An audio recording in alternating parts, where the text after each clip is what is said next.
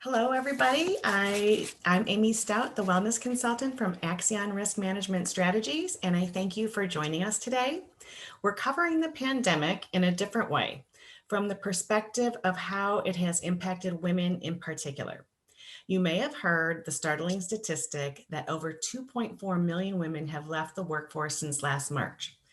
But did you know that the New York Times has a primal scream line dedicated to yelling, crying, or venting for one full minute? We feel that this perspective of the pandemic needs to be shared. Before we get started, if you'd like to chime in on the conversation, we ask that you please use the chat feature. And if you have a question, please submit it in the Q&A feature and they'll be addressed after the presentation when Jonathan Eisler, Vice President of Business Development and Organizational Consulting at Perspectives, will facilitate the Q&A. Now, I'm excited to introduce Jill Hinrichs, Leadership Development Consultant and Professional Coach at Perspectives, who will kick this off. Jill, over to you. All right, thanks. I'm so excited to be here. We have a lot of fun content. Well, I guess interesting and compelling content. We tried to make it interactive and optimistic at the end. And I'm going to share my screen, and without further ado, we do have a lot of content, so let's get started.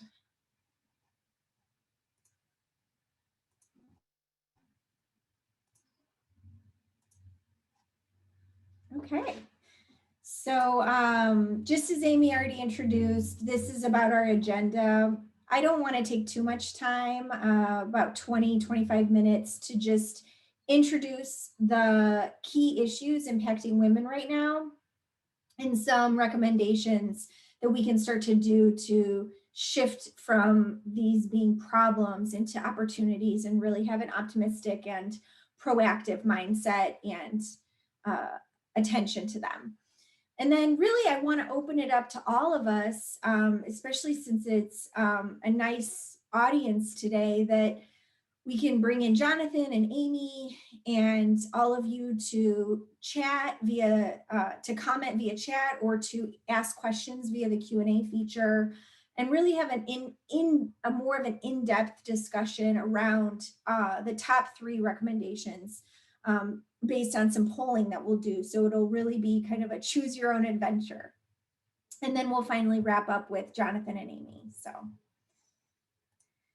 So let's get started with a little pop quiz, and a poll should appear on your screen. So go ahead and just answer that in the poll where it says, in September 2020, 865,000 women dropped out of the labor force. How does that compare to men? So we'll just give you a second to answer.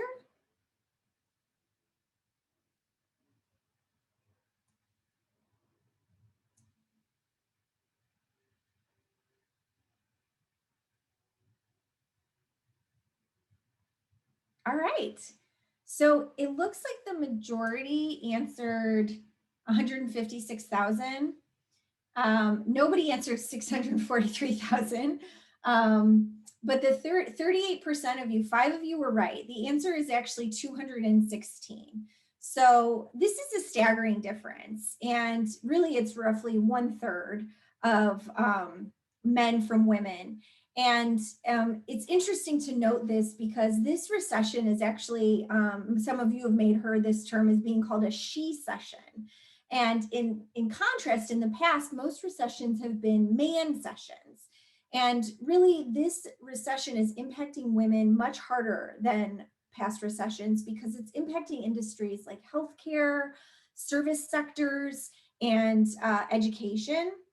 Whereas in the past, for example, the 2008 recession impacted industries that were primarily employed by men, so industries like finance, manufacturing, and construction. So women are really getting hit hard on the employment side, but as well as some other factors. So let's explore what are those key factors impacting women.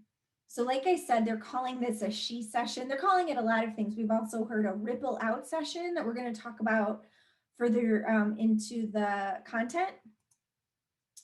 But these impacts from the recession are really impacting entry-level jobs, especially women, entry-level roles in healthcare, education, and service sectors, a lot of those face-to-face, low-wage jobs. And it's impacting this broken rung that we're going to talk about in a minute. Obviously, layoffs and furloughs, we're losing jobs, just like that pop quiz. 865,000 women lost their job last September compared to 1/3 of that for men. This is kind of compounding, right, into the fact that there has been pay discrimination, and it still is, and that discrepancy can become a further crisis given all of these factors. We're going to talk about that, as well as the situation of insufficient childcare options, right? As we all know, there's been stay-at-home orders, and this is impacting women more than men. Research is showing that there's more single mothers than single fathers, and that women tend to be more likely to own those childcare responsibilities at home. So the insufficient childcare options is really impacting them at a higher rate than men. And then last but not least, this is having a toll on mental health. And that's not to say that mental health hasn't been an issue for everyone during this pandemic and all of everything that's going on. But there's actually research showing that this is impacting women at a greater impact. So these are the key factors I want to talk about. Just want to take a quick pause. Is there anything coming in, Amy and Jonathan, in terms of Q&A or chat so far? Not yet, not at this point. Okay, so this is definitely an interactive session. Just want to welcome everybody to comment and contribute to the conversation. All right, so let's talk a little bit about entry-level jobs in the broken rung. Just to be on the same knowledge level, the broken rung is really that first management opportunity from an entry-level position. And why does it matter that women are missing out? These entry-level roles, as we talked about, are getting laid off or furloughed due to the pandemic in healthcare, education, service sectors, and a lot of these face-to-face areas. And if women aren't in those entry-level jobs, before the broken rung was an issue, women getting promoted into their first management opportunity, if there's no women in that entry-level talent pool, this entry level and broken rung becomes an even bigger crisis as this progresses. So another quick pop quiz. We're going to pull up a pop quiz. It should show up on your, and we're gonna test your knowledge. So for every 100 men promoted to their first management opportunity, how many women are promoted? And these are statistics pulled from McKinsey, the Women in Workplace 2020 research paper in partnership with Lean In. Okay, so we're getting the results. Okay, so I have good news. All of you are right. This was a trick question. Actually, all of these are correct. So 85 women are promoted for every 100 men. And to break that down even further, 58 Black women are promoted for every 100 men, and 71 Latinas are promoted for every 100 men. So this is based on 2019 data. And this was an issue, even the broken rung was an issue even prior to the COVID pandemic. And now without that larger talent pool of women in entry-level roles, this broken rung is going to become more and more of a crisis of women being able to be in that pipeline of management all the way up to C-levels. So, so we're going to talk about recommendations and what we can do to acknowledge some of these issues, but right now we're just kind of diving deep into the research and understanding some of these factors that are impacting women right now. So again, just want to pause before I move to the next slide and check in on any chats or questions regarding this. No, okay. All right.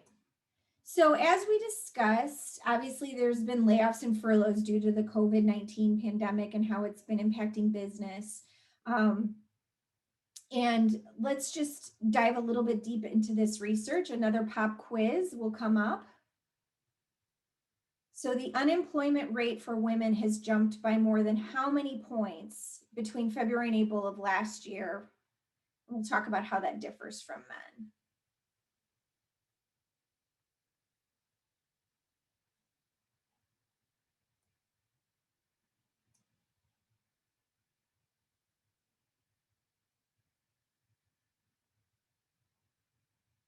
Okay. Yes. Well, your instincts are right. 18%, I would probably guess that too, but it's actually 12%.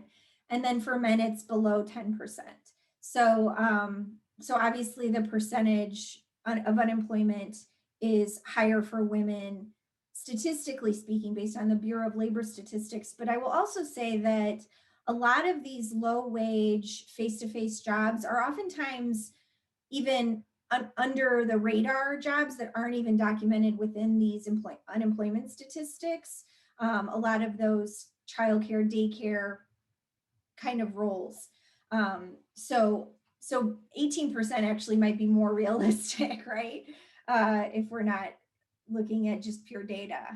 But it's important that we take time to look at the fact that there is this broken rung. And in addition to these layoffs, this can really impact women in terms of finding a new job and impacting their future earning prospects, as well as just missing out on crucial promotion opportunities in these critical times. So, so these layoffs are going to have an impact for years to come. And it's important to note that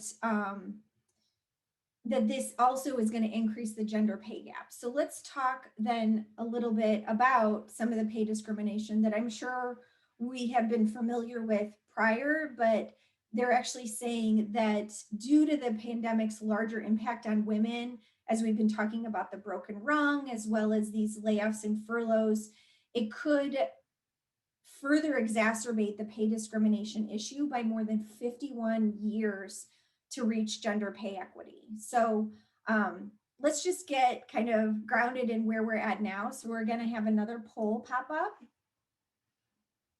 Women earn how many cents to the dollar relative to men?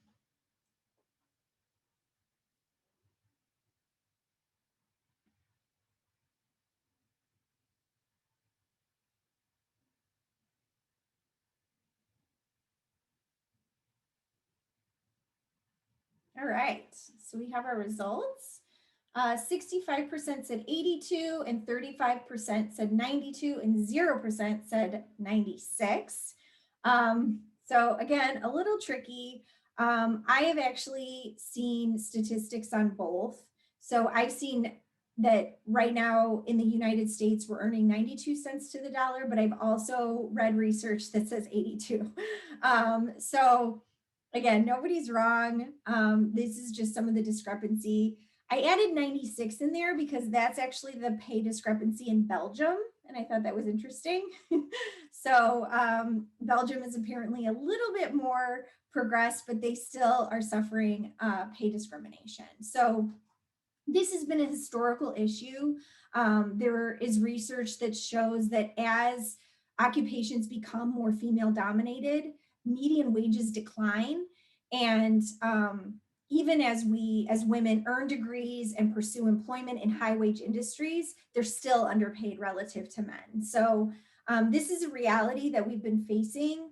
And it's just important to mark it and to understand that this discrepancy is only going to continue to get bigger as these issues perpetuate within this recession in terms of the broken rung, these layoffs,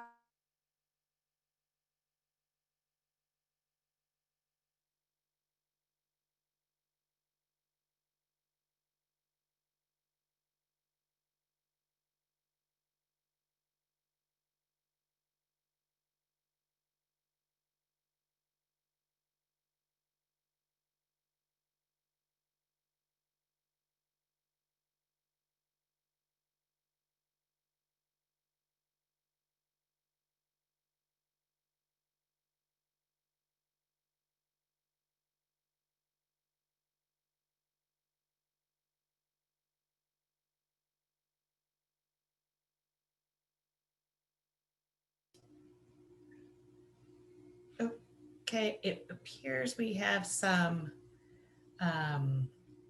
technical difficulties. I apologize. We'll just wait for Jill to log back in. There must have been a little blip there. So thank you for your patience.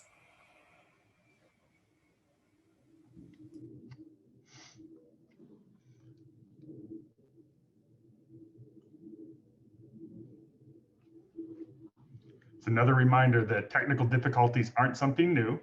It's just that it's new in this different platform that we're all operating in these days.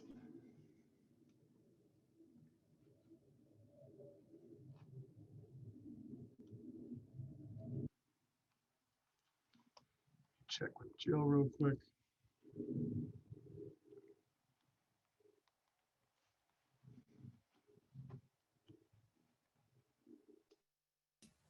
In the meantime, I'm going to share a comment from one of our participants. As someone who had a baby in the pandemic, I've had to let balls drop with work while navigating care. My spouse and I are truly partners in care, but there's only so much time in the day. I find myself envious of countries where safe government childcare is normalized. Yes, I agree. And I understand as I have a child, and it takes a village to help with that child. And it's wonderful that your spouse is helping, but I agree. We are behind in terms of having good childcare that is affordable to all here. Okay. I think we have Jill back. Hi, I'm so sorry. My internet went out. I'm on my phone now. Okay. Do you need us to share the screen or are you able to do that? No, I think I'll need you to share. I'm so sorry about that. It's okay. Maggie, can you do that? Yes, I can pull it up right now. Thank you. Thanks, guys. Paul pulled an audible on that one. I apologize about my Wi-Fi. It's okay. We're all learning to quick pivot. We've learned this over the past year, don't you think? It's okay. Indeed. Yes. All right. So we were about to talk about some of the insufficient childcare options. Did you guys cover that? No, but we did have a story we shared while you were getting back on about someone who had a baby in the pandemic and had to let balls drop while at work while navigating care. She and her spouse are truly partners in care, but there's only so much time in the day. And I find myself envious of countries where safe government childcare is normalized. Oh, that so beautifully puts us into this next issue. So I think we all can certainly feel the impact of this issue, especially when all the stay-at-home orders hit. We are just faced with so many challenges. And on top of that, obviously our children are our #1 priority above everything. In addition to wanting to prioritize our careers and our families and relationships and everything like that. So very well said. And just to kind of bring some research to this, there's another pop quiz to engage us. One in how many mothers are considering downshifting their careers due to COVID-19? And all of the how childcare is impacting women.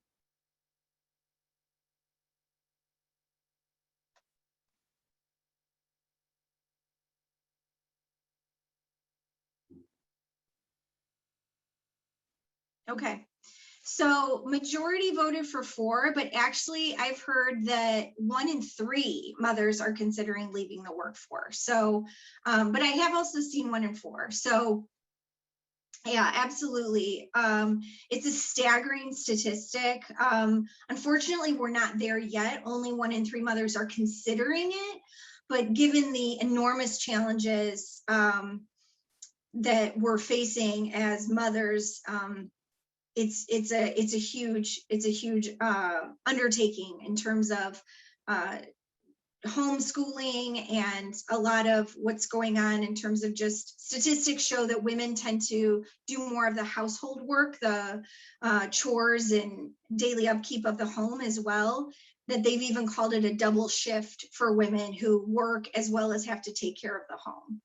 So, so I think we can all feel that. Yeah, so let's then talk about all of this. It's kind of building towards the broken rung, the layoffs, the pay discrimination, the issues around childcare.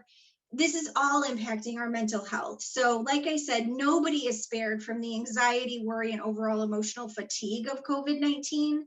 However, women are almost 3 times as likely as men to report significant mental health consequences.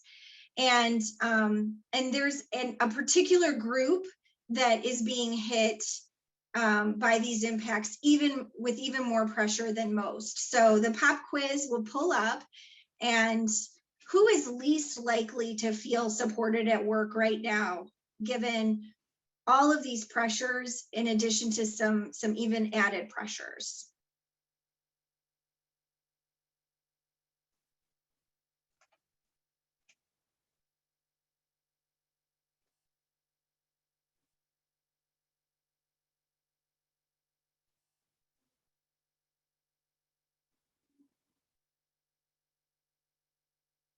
Yes.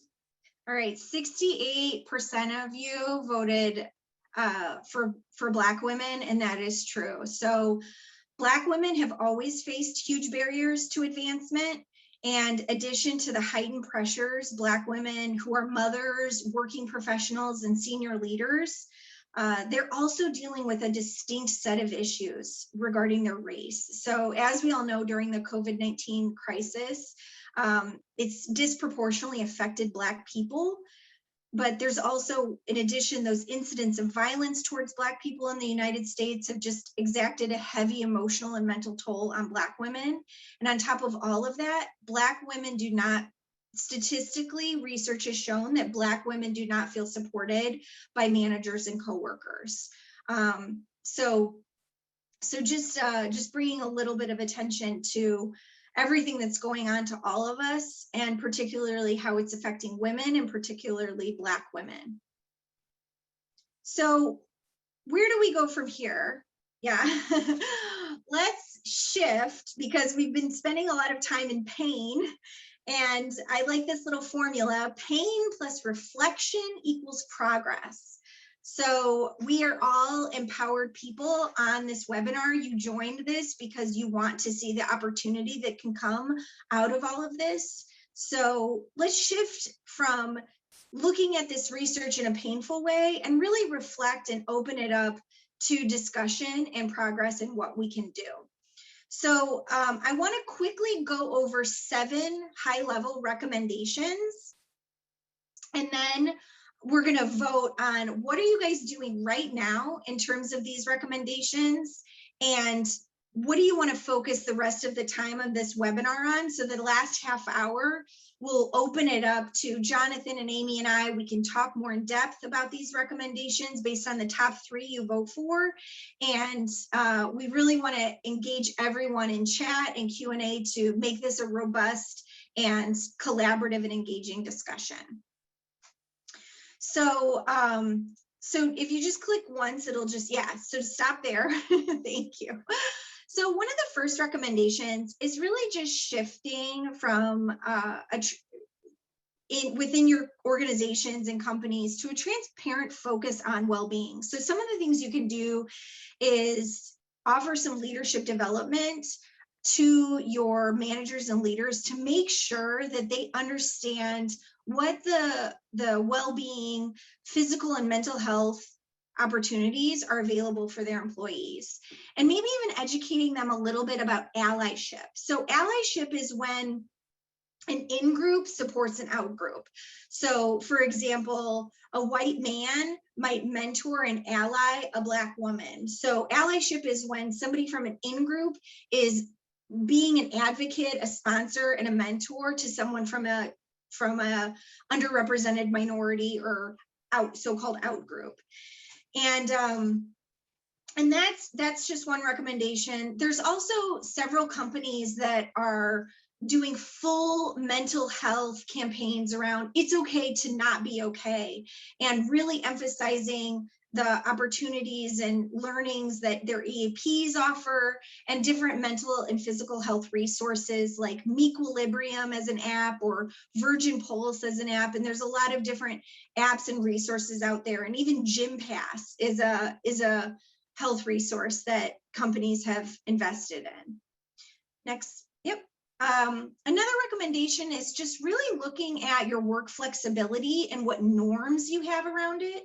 So obviously a lot of us have shifted to remote work since COVID-19 hit, just for safety.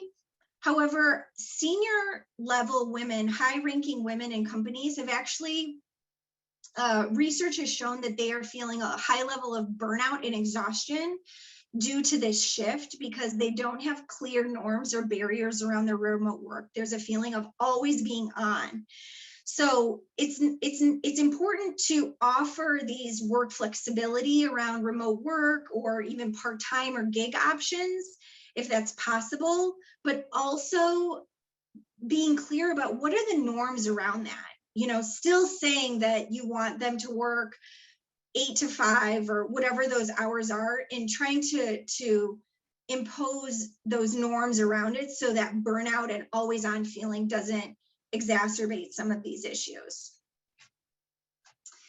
Another recommendation is around interviewing and hiring. So as we talked about layoffs and furloughs, there's going to be a large talent pool of women who are going to be wanting to re-enter the workforce at some point.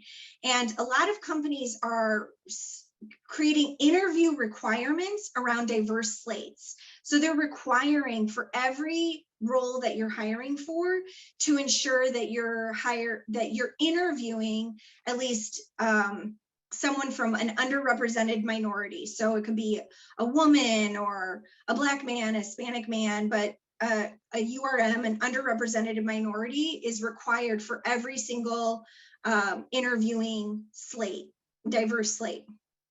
Another thing that companies are doing is internally within organizations having ready diverse talent pools to pull for these tiger teams. So a lot of what we found is that kind of like promotes like. So a lot of times, not to just pick on white men, but you know, if there's a white man in a C-level or high-level management position, and they tend to be friends with other white men, then when there's a problem in the business, they tend to pull together a quick tiger team, and it's an informal, non kind of HR process around the interview, but it's a quick working group that tends to allow men to progress higher. So some companies have been acknowledging that they pull together these tiger teams in these immediate business moments of problems that they need to address, and have all preemptively readied a diverse talent pool to make sure that those tiger teams are diverse and not just friends promoting friends within these tiger teams. Also, just, you know, as we're bringing women into the workforce, we talked about the service sector being hit. So really looking at transferable skills from a recruiting point of view. While somebody may have been a cashier at a restaurant in a face-to-face capacity, they have those customer service skills, and it may just require looking at them maybe for that online customer service tech role or entry-level customer service role that might be over the phone versus face-to-face. So the next recommendation is around really looking at your social support and education within your organization. So a lot of companies have ERGs, employee resource groups, or affinity groups that allow underrepresented minorities to be in a group where they can curate education and support. They can support those employees, but they can also curate education for the larger organization around what it means to be a working mother, what it means to be a Black professional or a LGBTQ2 plus professional. and just really creating that education and that support, as well as making sure that there's different mentorship and allyship opportunities to promote diverse matches. Okay, oh, it looks like we'll just put it out because the animation didn't work. You can click through just so it's all, yeah. So the next recommendation is learning and development. As you all know, with any recession, some industries go up, some industries goes down. Like I said, service sectors, education, those industries are changing, but healthcare is changing, tech industry is booming. So with these fluctuations, learning and development is going to be key. And to really be able to quickly scale learning and upskill transferable talent quickly is going to be a key recommendation to make sure you're bringing in diverse top talent in a way that allows them, like I said, that cashier who may need to be quickly upskilled on phones or phone tech or your customer service online tech, but those talents can quickly transfer. And also just looking at our bias around employment gaps or time off for childcare, and maybe creating some learning around that for our leaders and for ourselves. There's also a recommendation to really make sure that as an organization, we're really monitoring and promoting company-wide values that support inclusion and diversity in our hiring, performance, and promotion management. So we talked about the broken rung, really looking at those diverse slates and making sure that we are infusing all of these actions around hiring, performance management, and promotion management with our values from our organization. So really looking at how are we infusing values like inclusion and diversity and belonging into these business processes. And that takes leadership development too, and making sure that managers are prepared to understand the outcomes that people are creating versus maybe just an unconscious bias around an affinity bias or a halo bias and some of the different unconscious bias out there. And then last but not least, pay equity.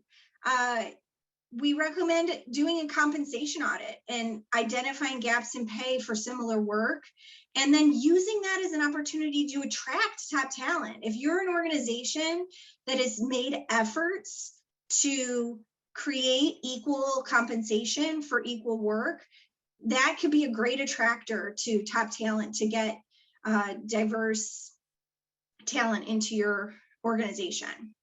So that's just a quick overview of the recommendations.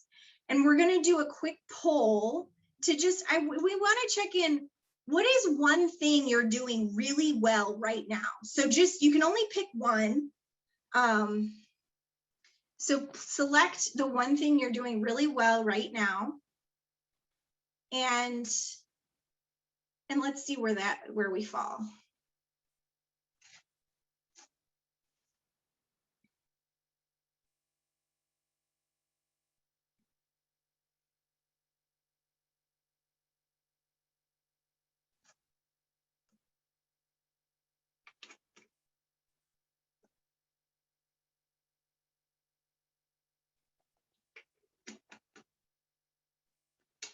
All right.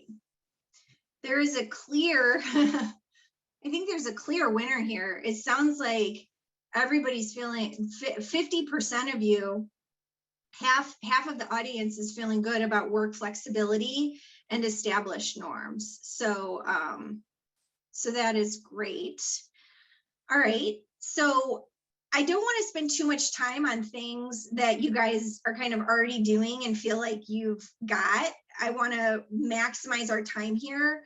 And again, choose your own adventures. So what we're going to do now is put up a poll on what is the one thing you are most interested in doing next. So I want you to just really think, if you were to truly take action this year in 2021, what's that one thing that you would be willing to have energy and make an effort on. So just select that one thing, and based on the top 3 answers, those are the things we're going to focus the rest of our time on today.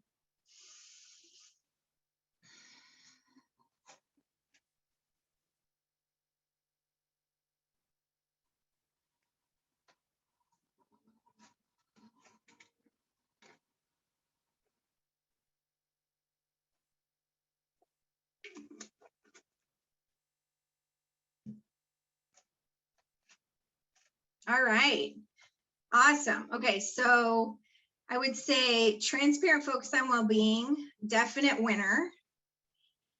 All right, it looks like learning and development is second.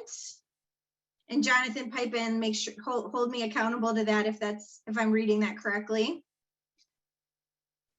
And then it looks like interviewing and hiring is showing up as 3rd place. So again, in order to just maximize our time here, let's focus in on these top 3 areas, these top 3 recommendations: transparent focus on well-being, interviewing and hiring, and learning and development. And you'll be sent this slide. So just a little bit on the way I've structured these recommendations. So as we dive deeper into each of these recommendations, I've pulled up a research quote, and Jonathan, you can come on video too. I pulled up a research quote to really check in on our mindset and to see how much do we really believe what is being put out there, right? So here's a quote. Research has found that feeling authentic and open at work leads to better performance, engagement, employee retention, and overall well-being. So I think initially when we read that, we're like, yeah, of course. But as we were preparing for this webinar, Amy, Jonathan, and Maggie and I were talking about how maybe before COVID, or even still to a certain extent now, maybe there's a part of us that thinks like, you know what, just do your work. I don't need all this lovey-dovey stuff. Like, you know, if you have work, do it. So there's mixed messages within our mind. And if we're really going to take action, let's really be honest with ourselves. And no, this isn't a poll. You don't have to, this is simply for reflection. Pain plus reflection equals progress. But let's really think, do we actually believe this in our own mindset? And if we do, then let's talk authentically about what that means. So if you click again, some of the recommendations to support this, we've talked about culture campaigns around it's okay to not be okay, supporting mental and physical health with different benefits around EAPs and online resources like Gym Pass or Mequilibrium, things like that. And then just developing our leaders to create a safe space to support authentic and open conversations at work, and to promote allyship where there's those diverse matches are a focus to really make sure we're checking in on our people. So those are the recommendations, and let's hear from Jonathan, Amy, what do you guys have to add? And let's hear from the audience in terms of chats and Q&As. Yeah, so I'm just going to jump on in, Jonathan. So those culture campaigns they're very important to support mental and physical health. I know some of the things that I've done in terms of helping our clients. We've done walking challenges in terms of getting people outside, getting them connected, and getting them moving to there's that. We also had one client who did group therapy for their employees, which it was after all the violence that took place when George Floyd was killed. So pandemic, and then all that violence really, you know, as you mentioned, took its toll on everyone. And this particular client did a fabulous job in terms of getting support for her population of doing group therapy. So that was really great. That's great. Those are good examples. I'm not surprised, but I'm also appreciative of the fact that there was so much interest in this topic, because at Perspectives, through our employee assistance program, as well as the mental health resources that we provide, we really believe that thoughts lead to feelings, which lead to action, right? And so we have to really look at that at the core, which is that overall well-being piece. And when you're looking at that overall well-being, it's also not just about the employees or the individual. I think that COVID has really taught us that whatever lines may have existed about the separation of work and life, that those have been completely blurred now. So I think that when we look at thinking about well-being and about mental health, that we have to look at the employee's whole life experience. And that goes beyond just them, of course, right? It's their friends, their families, their partners, their spouses, their children, et cetera. And so that's something that we believe at the core of when it relates to empowering and helping mental health of individuals, that we need to look at that whole picture. And so that's why when we tackle that, those resources are available not just for the individual, but also for all of those within their inner circle too. Awesome. That's so well said. I think that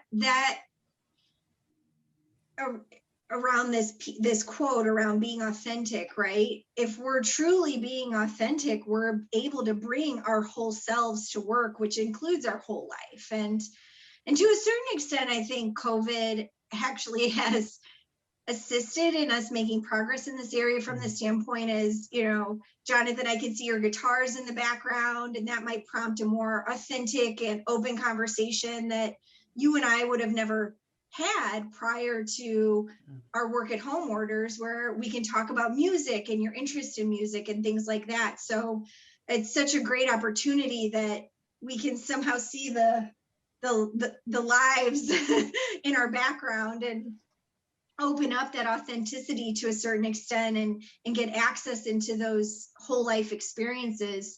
But it's really just continuing that effort and making it safe to feel that authenticity is embraced and can, like you said, thoughts lead to feelings, lead to action, can actually increase our performance and engagement versus distract us.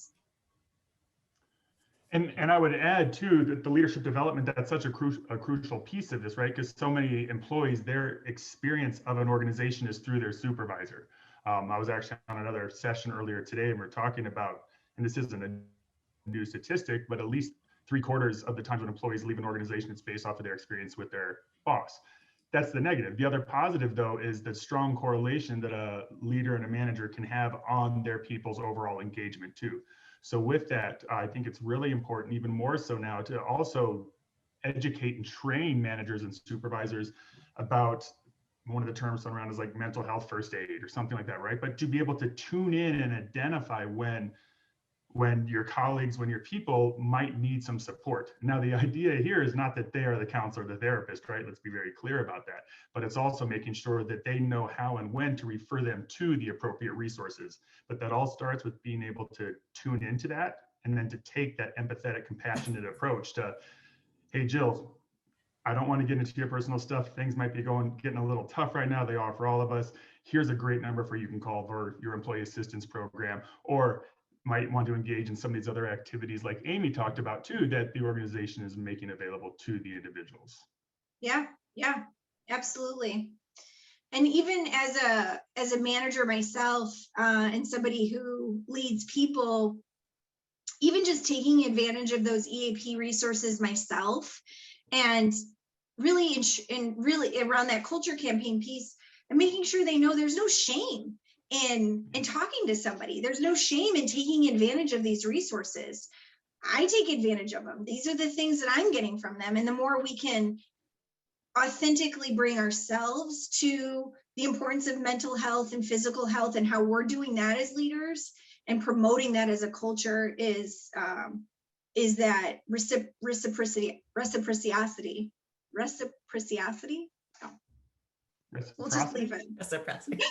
Reciprocity. Thank you.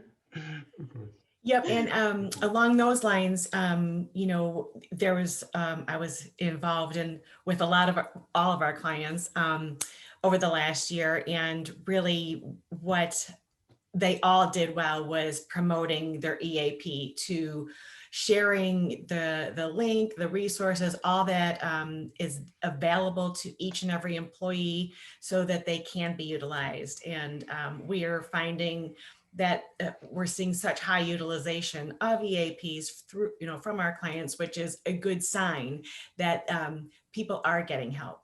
And I know some of us are people of faith, and in my church, I'm on the mental health ministry, which we're working just like we're doing here, is trying to get that word out about mental health and make it more normalized so that people can find help wherever they can. I love that. I'm taking And Amy, notes. I love it so much. Pardon? Amy, talking about wherever they can, that is something that we have seen when we look at how the resources are being utilized, right? So it's a lot harder to find 50 minutes or an hour in your day, I think, for all these reasons that we're talking about today. So we have seen such a giant increase of utilization going through things like the text-based access. So people can actually just text and literally schedule their sessions as all just on text or on IM. Right? Mm-hmm. We've seen that huge shift because now 5 minutes is so valuable, especially for women, for the reasons that we're talking about today. So it's more so on my time as needed versus scheduling an appointment to go see a therapist next Tuesday at 3 p.m. Right, exactly. Good point. Thank you. Love that. Okay, so the next one was L&D. Yep. Okay, so the mindset quote to support this. And again, these are meant to just help us reflect so that we can progress.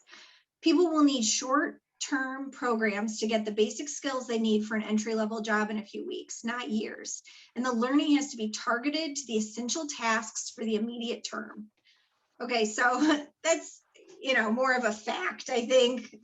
But I think we can all agree that upskilling is going to be an essential piece as we start to bring our workforce back, and being prepared with efficient, effective learning programs and paths to scale is going to be essential, especially as we look at transferable skills, right? So as these industries fluctuate, we need to be open to transferable skills that we can bring in that have those core talents, like maybe customer service or just hard work ethic.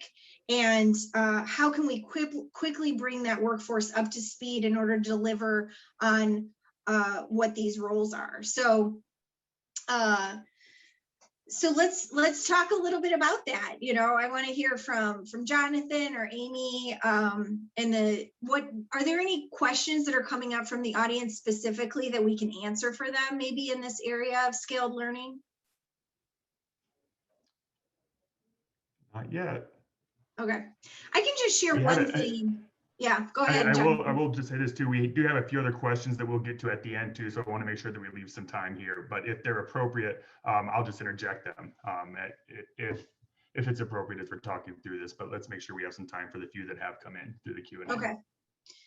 Yeah, I really just have one major comment about this, and it actually ties into what you were saying about mental health and how even just utilizing 5 minutes for a quick mindfulness moment or mental health moment, you can do the same with learning.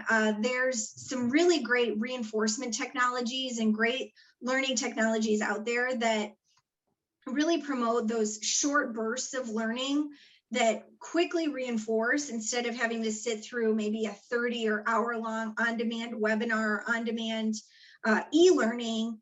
You can curate and design your learning in a way that can be those 5-minute bursts and reinforce and upskill quickly based on our busy lives and everything that's going on, to make sure that we're learning quickly and what's needed and targeted towards behavior. So I know that from a learning and professional standpoint, it's being clear on what are the competencies that we need to hire for, and what are the clear behavioral outcomes that we need to train and upskill for, and then designing around those specific behaviors and outcomes in these new ways that are coming out for learning in terms of gamification and quick bursts of reinforcement and quizzing and things like that. So Jonathan, Amy, anything to add there?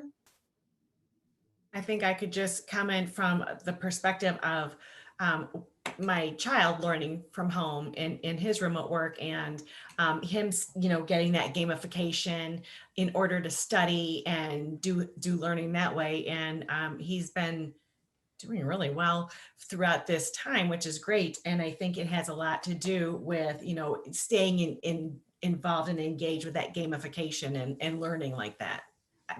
That's interesting. Thank you for sharing that. Yeah. One of the things that I would as just add. Yeah. Go ahead, Joe.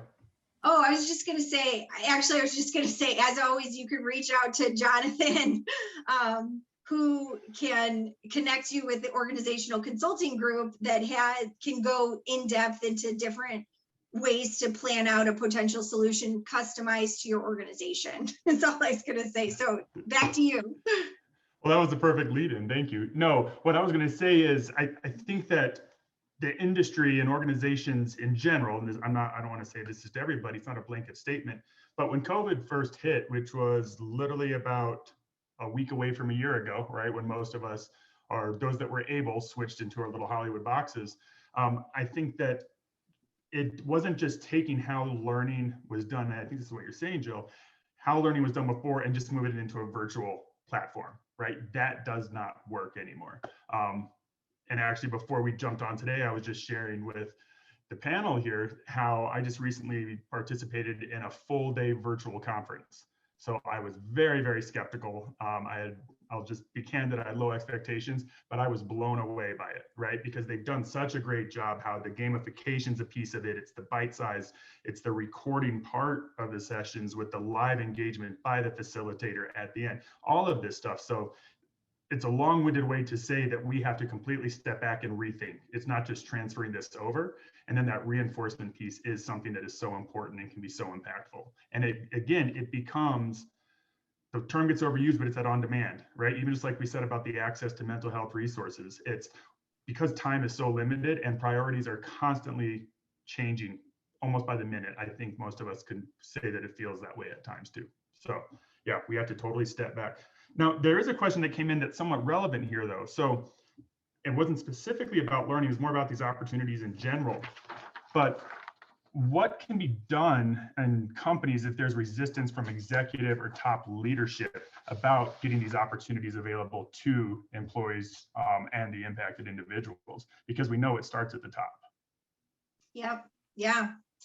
And I have to say, I actually brought Jonathan in as a keynote speaker to one of my organizations that I have worked for, to talk about getting HR a seat at the table, or getting a seat at that C-level table to really make a case for these. So I'm actually going to push that one back on you, Jonathan, and maybe build on it.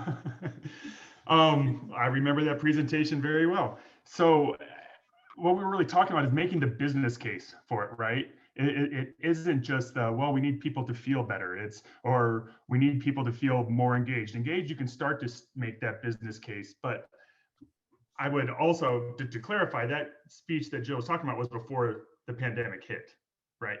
And I do think that if there's part of a silver lining here, it's that organizations, or I'll say organizations that are going to survive and organizations that are thriving now and will hopefully in the near future, are ones that understand that connection to the employee experience, to the overall well-being of the employees and their whole life experience, how that has a direct impact to engagement, which does have a real dollar tied to it and or a cost tied to it, depending on where you're at in that continuum. Yeah, absolutely. So a lot of times C-levels, they listen to other C-levels. So to your point, Jonathan, it's getting these top companies, maybe even trying to just get an okay to bring in a benchmark or a C-level from a top company that's thriving, and get them to have a conversation about what they're doing. And most likely, like you said, all of the best case studies out there are showing that those businesses that are thriving and surviving through this are the ones that are embracing inclusion and diversity, that are embracing employee experience, that are doing everything they need to support their employees during this time. And those are the businesses in the the C-level executives who are probably going to speak to that. So getting them to have those conversations from people that they are going to listen to. Well said. I want to be conscious of time here though too, and I believe that you have one more that you wanted to touch on quickly, Jill. Yes. Yes, and I think that was interviewing and hiring. Correct. Okay, so this is a little bit of an intense quote. So male leaders build informal work relationships with men, not women. Men gain promotion over women because males are good at office politics, spend time with company leaders, gather for drinks or lunch, or bonding over sports. So that's a quote from a book by Michelle P. King called The Fix. And we did talk about some of these actions, making sure that those tiger teams that are pulled together at the last minute are readied with diverse talent pools, that there are requirements around a diverse slate for interviewing and making sure that for every job role that's interviewed for, there's at least 2 underrepresented minorities, including a woman and a URM. And these are just requirements that can support just creating more awareness and expanse around these types of realities that tend to happen, right? Unfortunately. So again, yes, we're about 1 minute away. So Jonathan, Amy, any thoughts on that or any chats coming in? I want to be conscious of time here. I'm looking through the other questions that have come in. I think that we actually, in one way or another, address them. And throughout the conversation, I would just encourage and welcome and invite anyone that feels that either the questions that were posed weren't explicitly answered, or if you have other ones as well, that you reach out. We would love to continue this conversation. Either Amy, Jill, or myself would too. And you will have, I believe you'll have our contact information when we send out the recording to today's session then. Yes, thank you so much for this opportunity. I think we could probably talk for a whole other hour, and I appreciate everybody chatting in and asking questions and just the opportunity to get this information out there. Yes, thank you everybody for tuning in. I appreciate that too. Thank you, Jill, for your time and all the information. It was so valuable. Yeah, my pleasure. All right. All right, everyone, take care, stay well, enjoy the rest of your day. Yep. Thanks. Have a great day, everyone. Thanks, everybody. Bye. Bye.